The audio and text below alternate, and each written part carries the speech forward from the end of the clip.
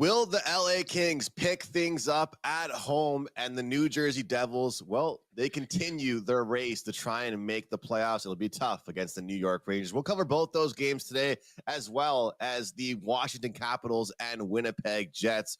Welcome in, guys, here to PuckTime, powered by WagerTalk. I am Andrew McGinnis. I've got Carmine Bianco with me here, and it's just the two of us on the show. We've got the buy and sell segment, the last attempt at the ladder play here, Carm, and, of course, best bets at the end of the show. What's up with you, Carm? What's going on, man? And what are your thoughts on the Devils and Rangers today?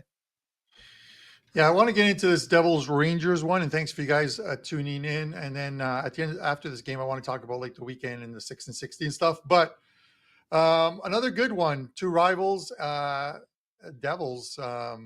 They made a little bit of a splash, Andrew, as you know, in the just prior to the trade deadline. They pick up Jake Allen, who you're very familiar with, and looks like he's going to start in goal tonight. They're 6 points out of a playoff spot. They've had a pretty much tough schedule, with playing Carolina off that win against St. Louis, playing Florida the game prior to that, and now they get the Rangers in New York. But it's a team that we know they dominated last year in the playoffs after losing the first two at home. They sweep them 4 straight. It's an interesting one because the Rangers are in the same spot. Rangers can't afford to take a night off. They are now only 2 points up. That huge lead that they had in the Metro is pretty much gone because the Carolina Hurricanes are 2 points back. And that number one seed, you may not believe it or not, but that number one seed is, I think, this year more than any other year, the number one seed in the Atlantic and in the Metro are very important because I don't put a lot of faith in the teams that may finish 7th or 8th in this year's Eastern Conference. If it's Allen tonight, you look at the line, it's 150 on the Rangers, 130 on the Devils. It hasn't really changed. The total is 6.5. Bit of a surprise for me just because it's, Rangers playing well defensively, Shesterkin at home in the Garden. And then whenever I see a new goalie, and by new, I mean a goalie who's made a change to a team that's supposed to be better defensively. And we can leave that up to arguments, Andrew, on who's the better defensive team, whether it's Montreal or the Devils. But the Devils have looked pretty good the last 2 or 3 games defensively. They have to get back to playing how they used to. Maybe under the new coach, maybe they are playing a little bit better defensively, despite only going, I think, 1-2 under them. It's one of those ones where Allen in goal, that he wants to impress his team and get a little additional ice time. And if it is Allen in goal, I like the under here. I think it's we might have a tough time, even with looking at the past scores between these two teams. And you see a few high-scoring games during the regular season, two teams with tons of playoff implications. I think defense first, offense second. 4-2 gets us there. I'm perfectly happy with a 4-2 type of game. I prefer a 2-1 type of game, so I have no sweat on the under. But I'm going under here, Andrew. Yeah, Carm, 5-3 and 5-1. You're talking about the series history between these two teams. We have seen the Rangers get the best of them, and certainly, if the game went over, it was them doing the scoring. But I agree with you. I think that whether it's, Jake Allen being a veteran goaltender or if it's a young goaltender, I think that, as you mentioned, it's a real good handicapping style to look at teams to rally around a goaltender when making their first start. Not to mention, we can take this into account with a little bit of a rivalry game, right? If you recall, I've been talking a lot about East versus West games have been going over the total. I think out-of-division games have been going over the total a lot more. But these inter-division games that just mean so much, these points mean so much, they're more rivalries.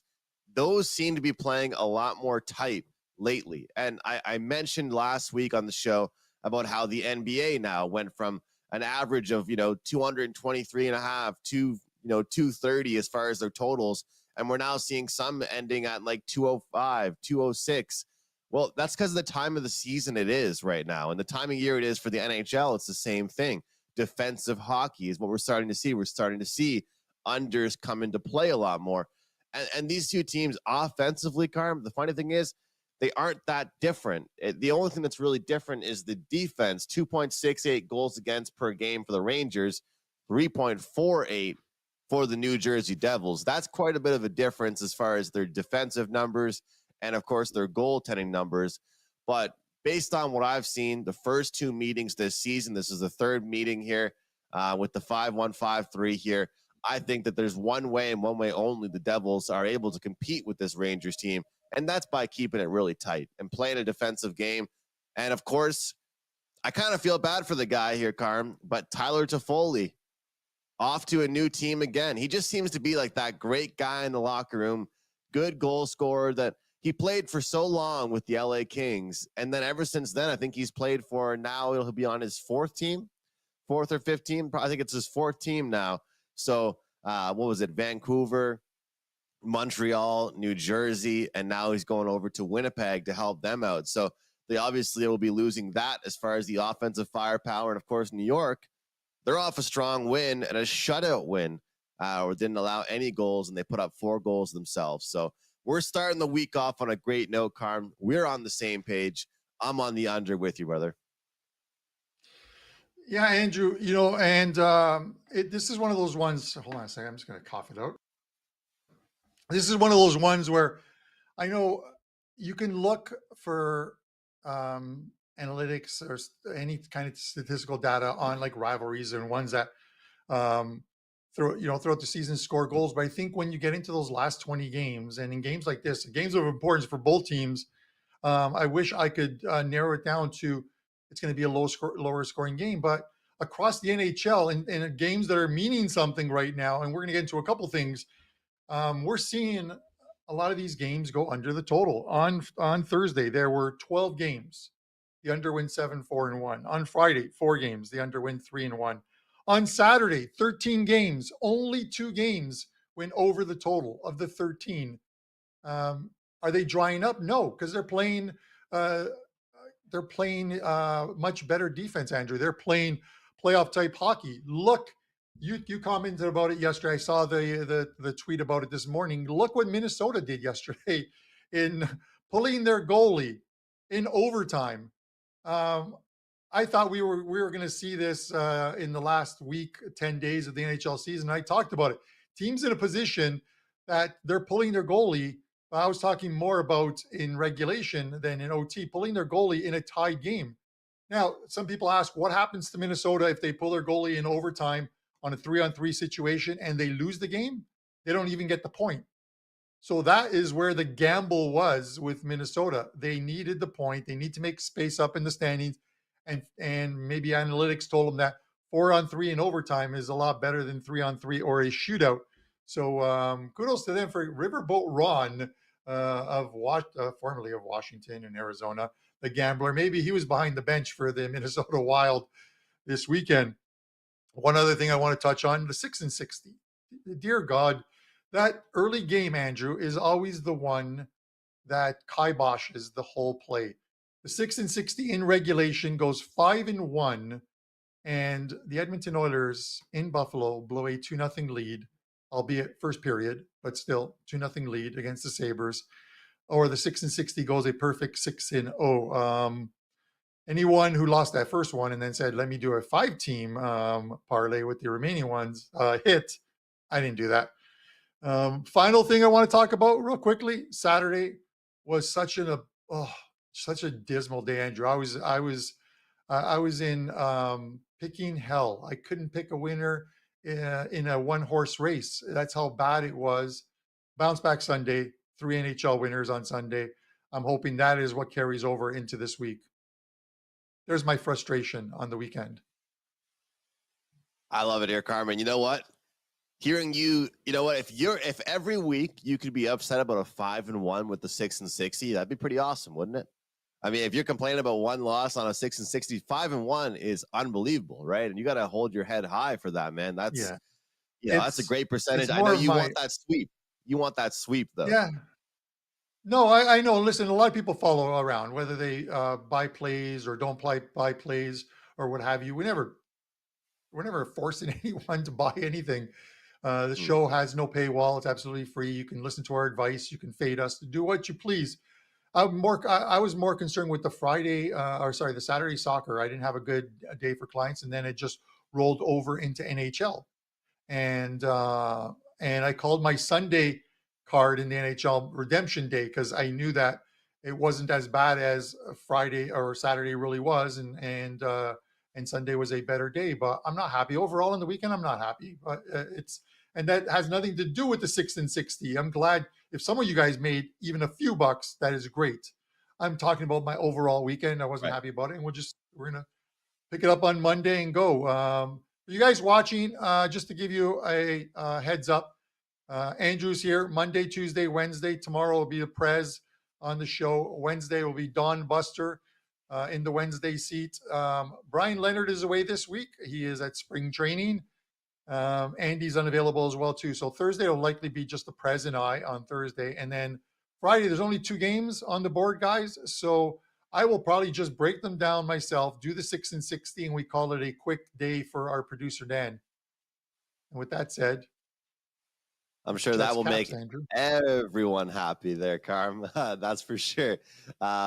But yeah, that's going to be a good week here. And I know you're going to have a big night tonight here, Carm, in the NHL. Let's get to the Washington Capitals, Winnipeg Jets here, Carm. This Winnipeg team coming off a loss, and not a pretty loss, 5-0 loss at the hands of the Vancouver Canucks. Meanwhile, the Capitals, they have won 2 straight, outscoring their opponents by a score of 10-1. However, they did play the struggling Pittsburgh Penguins, and I mean struggling Pittsburgh Penguins, and then the Chicago Blackhawks. So, we can do with it what we will. Take that for what it is, those 2 victories over the Blackhawks and the Pittsburgh Penguins. I will touch on this a little bit more in my best bet segment here, Carm. But with this Winnipeg team being off the loss that they are, and some of the great defensive games I've seen from them recently against Seattle, Buffalo, against St. Louis, against Chicago, I want to look towards betting against this Washington team tonight, but I'm not interested in the money line or puck line or regulation or team total. I'm going to actually do team total under for the Washington Capitals, because this Washington team has actually been a little bit tricky here offensively. They have been making plays. They have been scoring on some teams. But I think that as much as Winnipeg has made some pickups with Sean Monahan, Tyler Toffoli, going out there and helping out their offense, they're also grabbing guys that are good two-way players. They've already had a deep defensive roster, both offensively with their forwards and defensive players. Good goaltender with Hellebuck. I think we all realize that the true identity of this Winnipeg Jets team is an under at a defensive team, although they had seen some higher scoring games over the last few weeks. So having said that, in bounce back mode after an embarrassing loss to a team that could be a playoff matchup somewhere down the road, I'm going to look towards the team total under 2.5.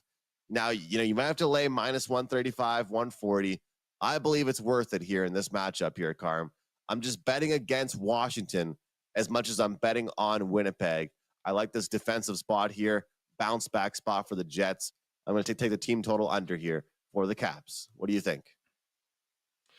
Yeah, I don't blame you, Andrew. And I know some people get hard on us every once in a while because we'll talk about Washington and why do you guys keep fading Washington? We don't keep fading Washington, but take them in spots like against Chicago yesterday for me. But this is one of those ones where if you just look at the results and you don't look a little deeper into them, you can miss. Sometimes you'll miss something, or you overvalue a win and undervalue a loss. I get it. Listen, the Jets come off a 5-0 loss to Vancouver a couple nights ago, but again, you look at the Vancouver and they've now started to string some wins together and they're playing well again. Ebbs and flows for some of these really good teams. You have to take that into consideration. Then you look at, wow, the Capitals went into Pittsburgh and beat them 6-0. The Penguins, that was a day in which Gensel was sat out of the lineup. They were going to move him. They came to that point. It was the trade deadline. If you've watched Pittsburgh, their last 3 games, they look like they've given up. 3 games, 3 losses. They've been outscored 15-1. 15-1. I hate to see it because I'm a Crosby fan. I hate to see what is happening to this team, but Pittsburgh is effectively done. So I don't put much stock in that 6-0 victory. The 4-1 was against the Chicago Blackhawks, a team that has only won 5 games on the road all season. I think they're 5-27 on the road. So congratulations, you did what most teams have done to the Chicago Blackhawks this season and beat them on your home ice. I like Winnipeg here, but I'm going to do this a little differently. I'm not going to get a little jiggy with it, Andrew. I'm going to get a little viggy with it. First period, Winnipeg Jets. You can find anywhere from minus 155 to like minus 165, and it'll probably hit 170. Jets at home this season in 31 home games. When taking the 2A money line, you got 13 wins, 3 losses, 15 pushes, a very positive ROI on taking them in the first period. You've only lost 3 of a possible 31 games. You've only won 13 because there's been 15 pushes. But again, it is where the money is, and it's a plus unit play on the season if you've taken them every single money line at home, and that's where I'm going here.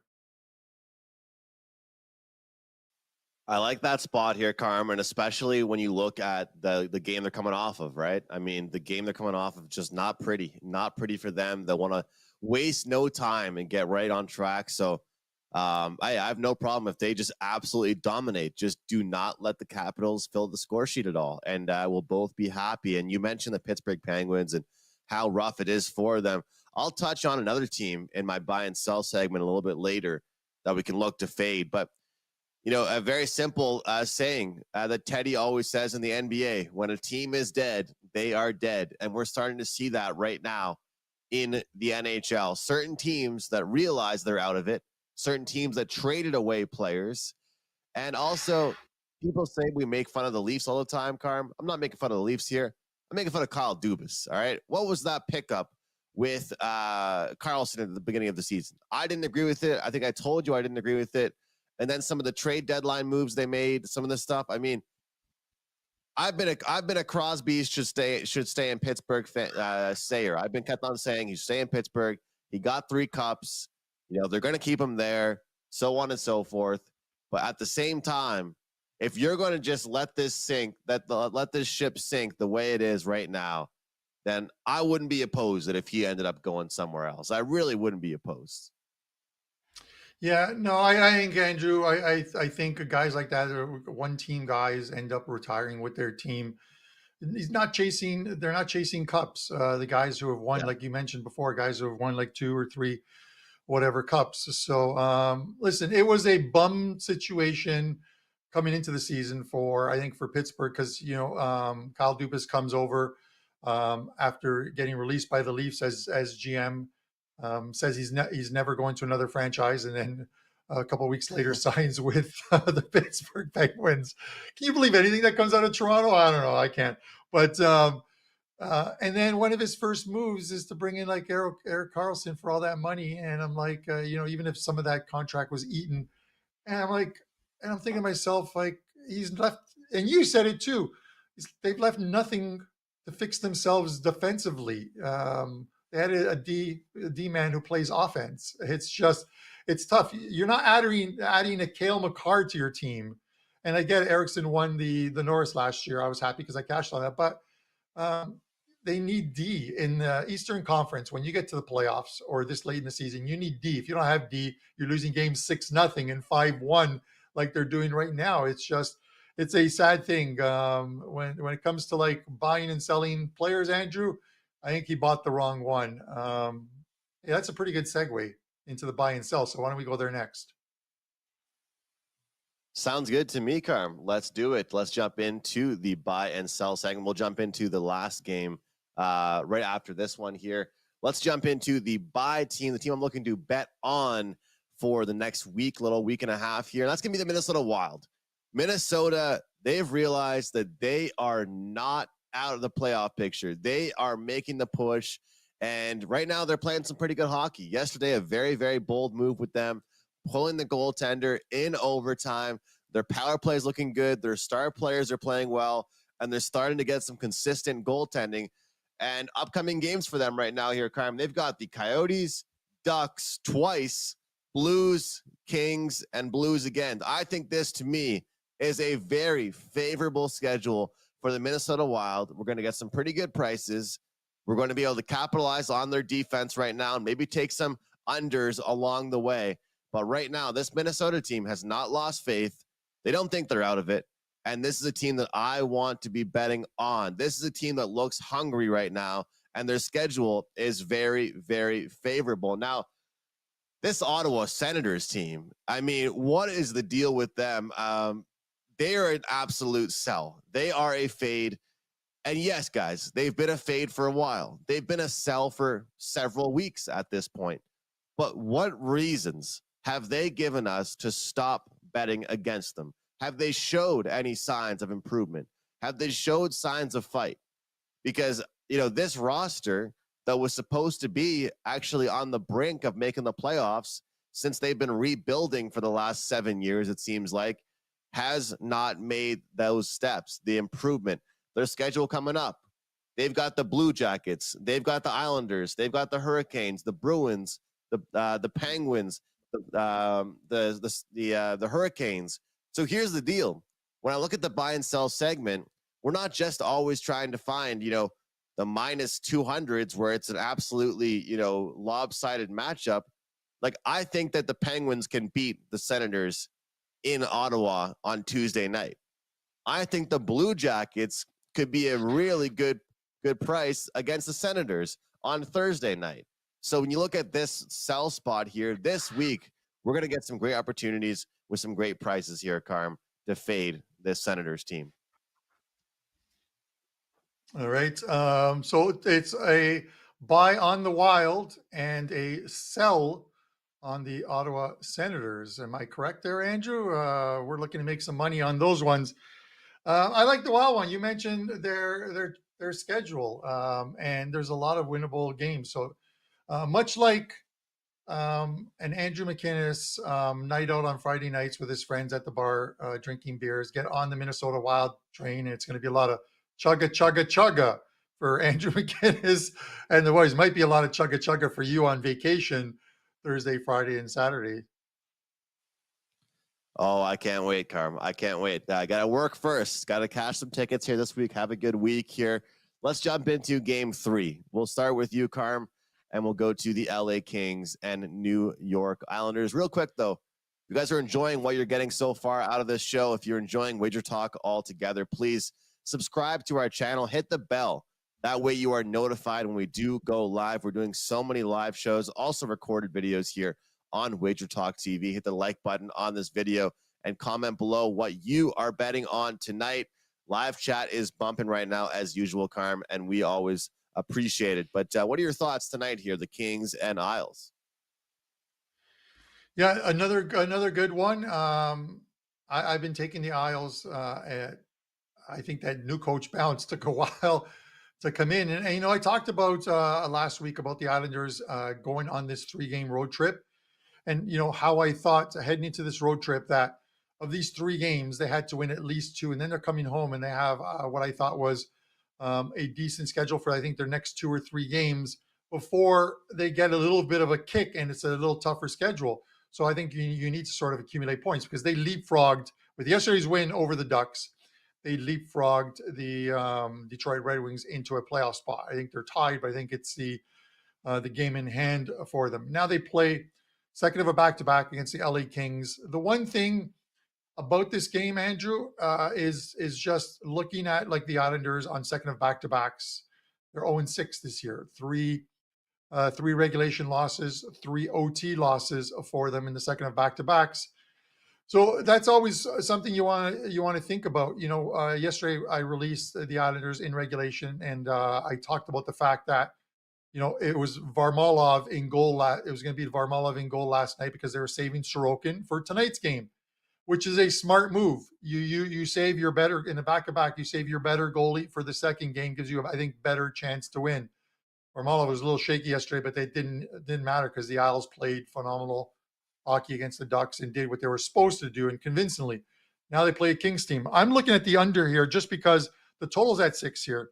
You get Sorokin and the Islanders who are looking to get something out of this game, a win, hopefully for them. And I talked about the Kings, and I can't play any Kings overs until I see this team score. And I think they're like 17th. They were 17th last week, 3.08 goals on average per game. And you might not think there's a big difference between three and they say 3.5. You're like, it's half a goal. Over the course of a season, it's a huge difference. At home, 20 and 11 at home to the under for the LA Kings. Goaltending battle tonight, maybe. Talbot and Sorokin. Isles playing extremely well. I'm going to take the under in this game because I don't want to take a side in it. I'm kind of cheering for the Islanders, but the fact that they haven't won a game on the road, a game this year in the second of back-to-back is something that I can't ignore either. So give me the under 6 in this one. All right, the under 6. And you're right about that, Carm. This team, this LA Kings team, look, there's been a few games where they put some goals on the board, no doubt about it. But on a large stretch, they've been an under team, especially here at home. The defensive hockey's been there. You know, the forwards are back checking. They do have these 200-foot players, but they just have not gotten that secondary scoring. They've not gotten the production they're supposed to be getting from a supposed to be deep roster here with the LA Kings. What I've been surprised about here is that this Islanders team, we've been able to make some money with their overs. 4 of their last 5 games going over the total.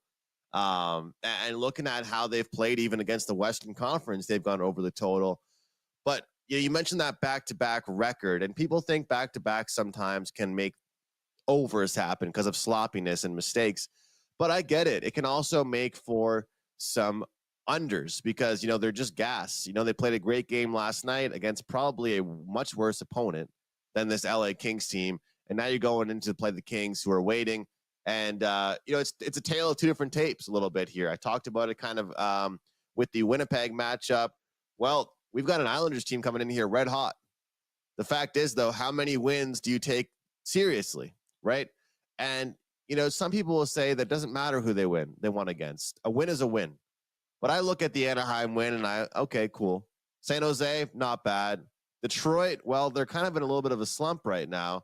And you go through it and you're thinking, okay, maybe 2 or 3 of those wins are actually strong wins. When it comes down to it, this team is still putting goals on the board. So when it comes down to it here, Carm, I got to go against you because I think that this is going to be a game that they lose, but they're going to lose and go out swinging. And I get it that they could, see the Islanders right now go into this game, play defensive, and the Kings are struggling to score. But it seems to me the Islanders, whether they win or lose right now, they're playing in some high-scoring games, which is quite shocking. So even if we get a very strong LA Kings effort, I don't think they can shut down this Islanders team tonight. So, which is hard for me to believe. If there's one thing we can say that Patrick Roy has done with this team, would you say that he's made them more offensive, Carm? Is that fair to say? Because they're not really that passive anymore. They're actually a lot more they move forward. They take more risks these days. Yeah, they are. I think they've won 6 in a row now, and 7 of their last 9. So I think they're 7-2-1 their last 10. They're playing well under him, but I think everything you take with a grain of salt. Anaheim Ducks, they beat the Ducks. Prior to that, they beat the Sharks. I get it. That's 13 goals they scored in those two games. I see this more of like the game in which they played the St. Louis Blues, 2 teams that can play 200-foot hockey. That's the game in which they won 4-2. The game against the the game against the Bruins, a 5-1 result. I get it. They're scoring goals, but I think it might be a little different against a LA Kings team that has the second best defensive record as far as goals allowed.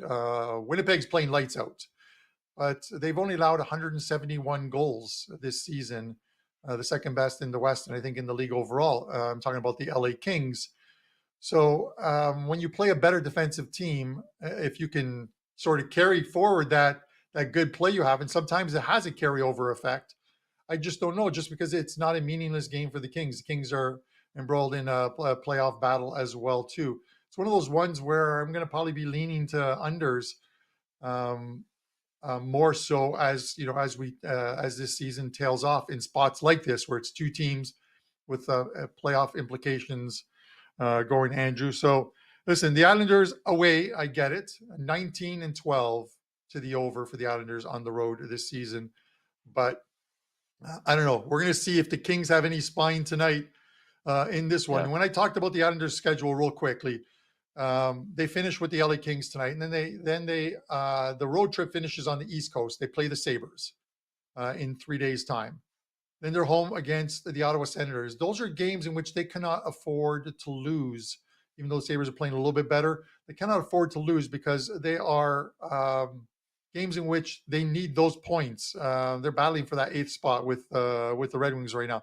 After that, they get the Rangers, the Carolina Hurricanes, the Detroit Red Wings, who they're battling against, the Winnipeg Jets, the New Jersey Devils, the Florida Panthers, and Tampa Bay. That's pretty much a murderer's row of who's who in the NHL, at least all teams battling for a playoff spot, and some very good defensive teams. So we'll see what the Islanders have over the stretch, but I think I'm not putting this in the must-win category for them. I think they would be pretty happy with a 2-2 going to overtime kind of game.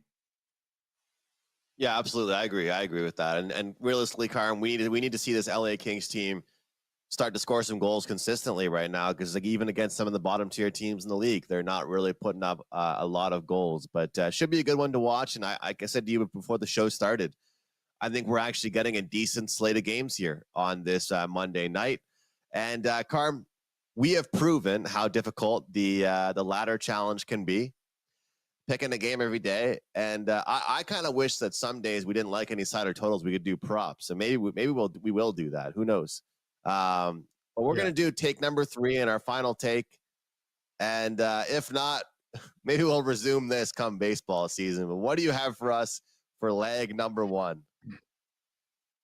Well, here's the good news is the Ottawa Senators are not in action tonight. We're not going to let them blow it for us. We're going to take the Winnipeg Jets on the regulation line, minus 20-25 against Washington. And I know some of the guys who are Capitals fans in the chat don't like this play. I know some people who've tried to fade the Capitals and have lost don't like this play. I'm going to do it. Winnipeg Jets this season, when losing a game at home, are 7-2 in their next game at home. They've only lost, I think, once this season, back-to-back games at home, Andrew, if I'm correct, maybe twice. A team that's playing extremely well at home. I think 3rd best record in the Western Conference at home. And they're coming off a 5-0 loss on the road, coming back home where they were also shut out against the Kraken before they went to Seattle and beat the Kraken there. So with that said, Winnipeg Jets, minus 125. So it's 1 to win 80. After this one hits, tomorrow's will be 180 to win something. We'll come up with another one tomorrow. So that is the ladder play for you guys. Hopefully the third one's the charm, Andrew, for us. We'll avoid the Ottawa Senators, I promise, here on out on the ladder challenge. With that said, guys, Andrew, before I throw it back to you, I want to mention Brian Leonard. Again, he's away this week. He's doing all of his scouting pregame stuff or preseason stuff down in Florida. Always has a very good baseball season, as did you last year with your totals. Brian has a 5% play up in the NHL tonight. You can find that over at WagerTalk on his page. So let's give Brian some love, and then hopefully he's back in his regular seat next week, and we can find out what happened down in Florida with him, Andrew. Yeah, whenever I hear Brian say that, it sounds like he's suiting up for a team. He's like, yeah, I've got spring training next week. I'm going to it. I've never heard him say he's watching any games. He's going to suit up for a team. He's got spring training. He's got to play in a few games this week to get ready for the season. But Brian's great in MLB. I love hearing him break things down, especially hearing him break down the NHL, though. And guys, those 5% plays have been great for Mr. Leonard. So check him out at WagerTalk.com. And guys, for me, I was really close to a 5% myself tonight, actually, but I decided to stick with just the 4 and a couple of 2s for tonight here. So a little bit of a busier Monday night for me in the NHL. You guys can use the promo code Andrew20 to take 20% off any package available for me at wagertalk.com, wt.buzz/am. That's Andrew20. We'll take 20% off a 30-day pass NHL season pass, 7-day pass, whatever you are interested in, take 20% off. This deal will only be good for the rest of the week, and then it will be gone. Guys, my best bet for the show, we're going to rock with the team total under for the Washington Capitals, under 2.5 goals. I really like this bounce back spot for the Winnipeg Jets. They're off a tough performance over the weekend. The last time they had a tough performance, they bounced back and won 3-0, shut out the Seattle Kraken. I'm looking for the same thing here. They get their asses kicked on Saturday. They get a chance against a very inconsistent Washington team to put forward a really strong defensive effort. So we're still betting on Winnipeg, but we're also betting against this Capitals team to find the score sheet 3 times. Under 2.5 team total for the Washington Capitals here, Carm. What do you have for us tonight, Carm? All right, so one card up for today at WagerTalk. It's actually a mix of one afternoon soccer game in the Premier League and 2 NHL plays for tonight. I put them together in one package, so you can grab that over at WagerTalk on my page, or you can get a 3-day all-access package because the next 3 days are a little busy with Champions League. I have a 5% Champions League play loaded for tomorrow as well, Andrew. I'm going to go with the game we didn't discuss today, and I'm going to take the Bruins under, Andrew, under 6.5 in this game for the Bruins. And I just want to bring up a number that I saw, if I can still find it. Sorry, I wrote the wrong thing down. Sorry, under 6.5 in the New Jersey game, not the Bruins game. I'm not sure why I wrote Bruins game. Andrew, I talked about the unders this past week and this last 4 or 5 days in the NHL. I talked about the fact that Jake Allen should be making his first start for the Devils here. And listen, I liked him in Montreal. He just didn't get the support or the scoring in Montreal. I think a change of venue, a new team, and the fact that New Jersey, I think, have looked a little bit better defensively. I watched that game against Florida. They played Florida really well in that game, but they ran up against a train in the Panthers. And I took them, based on that performance, I took them next time out, and they played a very good defensive game against the St. Louis Blues in winning that one. I think the Devils, 6 points out, start to play some better D. I always say the way into the win column is to start playing better D, and the W's will come. And let's hope that happens here. I'm going to go under 6.5 in the Devils and Rangers game. Let's have a great Monday. Let's start this week off on a great note. Make sure you guys grab both Carmine and myself. All of our plays over at WagerTalk.com, and Brian has a 5% play in action as well. Guys, thank you for joining us here on PuckTime. Do not forget to hit the like button on this video. Let's try and get more likes than WagerTalk today. We don't want to beg like Prez is begging for those likes, but hook us up with some likes here. Show some love. You know we appreciate it. We'll see you tomorrow on Tuesday.